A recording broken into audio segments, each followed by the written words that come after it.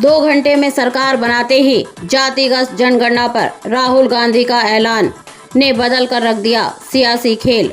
राहुल गांधी ने सरकारी स्कूलों में केजी से पीजी यानी कि किंडरगार्टन से लेकर पोस्ट ग्रेजुएशन तक छत्तीसगढ़ में सभी के लिए मुफ्त शिक्षा का एक नया वादा भी किया। कांग्रेस नेता राहुल गांधी ने शनिवार को छत्तीसगढ़ के बस्तर में एक बड़ा बयान दिया। उन्होंने एक जनसभा में घोषणा की कि अगर उनकी पार्टी 2024 में लोकसभा चुनाव जीतती है तो 2 घंटे के भीतर जाति जनगणना कराई जाएगी। साथ ही उन्होंने कहा कि अगर कांग्रेस छत्तीसगढ़ में अगला विधानसभा चुनाव जीतती है तो यहां भी जाति जनगणना कराई जाएगी। राहुल गांधी ने सरकारी स्कूलों में केजी से पीजी यानी कि किंडरगार्टन से लेकर पोस्ट ग्रेजुएशन तक छत्तीसगढ़ में सभी के लिए मुफ्त शिक्षा का एक नया वादा भी किया। राहुल गांधी ने अपने भाषण की शुरुआत राज्य में 2018 में सत्ता में आने से पहले कांग्रेस द्वारा किए गए 3 बड़े वादों का जिक्र करते हुए याद दिलाया कि चुनाव जीतने के तुरंत बाद उन्हें कैसे पूरा किया गया। धान खरीद के बारे में राहुल गांधी ने संकेत दिया कि भविष्य में एमएसपी बढ़ सकती है। राहुल गांधी ने जाति जनगणना और गरीबों और पिछड़ों लोगों के बजाय उद्योगपतियों की मदद करने के मुद्दे पर भी प्रधानमंत्री नरेंद्र मोदी पर निशाना साधा। उन्होंने कहा, कोई भी सरकार 2 तरह से काम करती है। एक तरीका है राज्य में अमीर लोगों की मदद करना और दूसरा है राज्य में गरीब लोगों की मदद करना। हम गरीबों, मजदूरों, किसानों, बेरोजगारों, आदिवासियों, दलितों और पिछड़ों की मदद करते हैं। मोदी सरकार बड़े बड़े दावे करती है और अंत में अडानी जी की मदद करती है। जैसा कि भूपेश बघेल ने कहा, अडानी की खदानें, हवाई अड्डे बंद कर दिए जाते हैं। अडानी की मदद के लिए कृषि कानून बनाए गए। हिमाचल प्रदेश और जम्मू कश्मीर में सेब का कारोबार अडानी को दिया गया। कांग्रेस सरकार द्वारा कल्याणकारी योजनाओं पर हजारों करोड़ रुपए खर्च करने का हवाला देते हुए राहुल गांधी ने कहा, हम जानते हैं कि जब तक हम गरीबों और कमजोर वर्ग की मदद नहीं करेंगे तब तक यह देश खड़ा नहीं हो सकता या प्रगति नहीं कर सकता।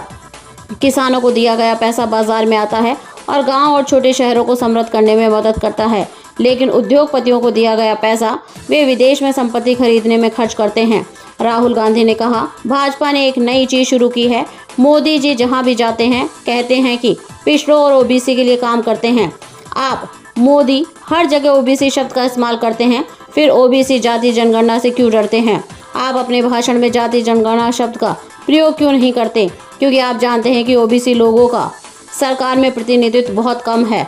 आप इस वास्तविकता को जानते हैं और नहीं चाहते कि ओबीसी युवाओं को यह पता चले।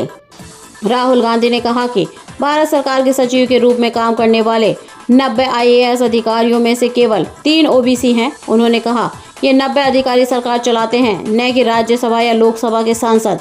वे बजट तय करते हैं, इनमें सिर्फ 3 ओबीसी से हैं, यानी उन्होंने बजट का सिर्फ 5% हिस्सा तय किया। तो क्या इसका मतलब यह है कि भारत में ओबीसी आबादी सिर्फ 5% है? मेरा मानना है कि भारत में ओबीसी आबादी 50 से 55% है, लेकिन मोदी जी नहीं चाहते कि ओबीसी युवाओं को यह हकीकत पता चले।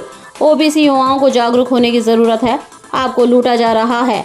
आज मैं हर ओबीसी युवा से वादा करता हूं कि भारत में हमारी पार्टी के सत्ता में आने के 2 घंटे के भीतर जाति जनगणना की जाएगी। अगर हम छत्तीसगढ़ में जीतते हैं तो हम यहां जाति जनगणना करेंगे।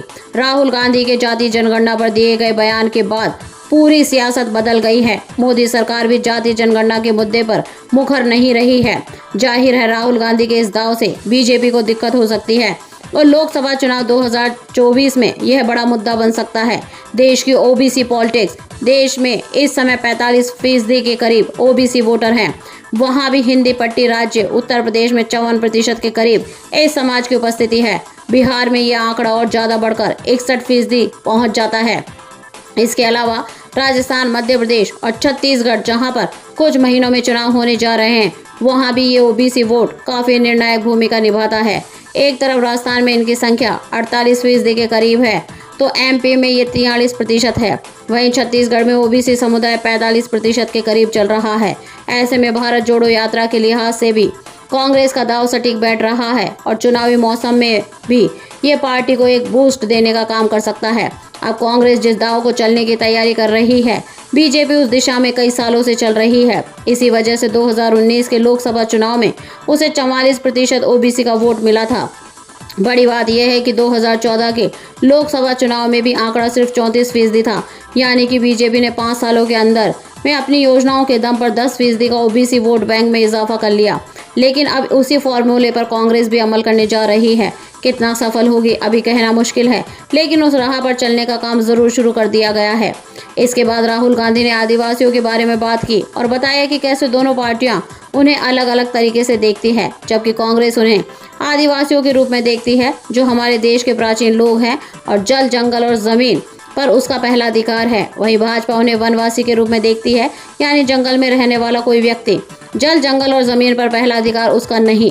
राहुल गांधी ने कहा, आदिवासी शब्द सही शब्द है, वनवासी नहीं। अगर आप हमारे वीडियो को पसंद करते हैं तो please subscribe my channel, like करें, शेयर करें, बेल आइकॉन में ऑल को ज़रूर दबाएं ताकि आने वाले वीडियो का नोटिफिकेशन सबसे पहले आपको मिले। अगर कोई सुझाव हो तो कमेंट बॉक्स में ज़रूर लिखें। जय हिंद, वंदे मातरम। Thank you for watching.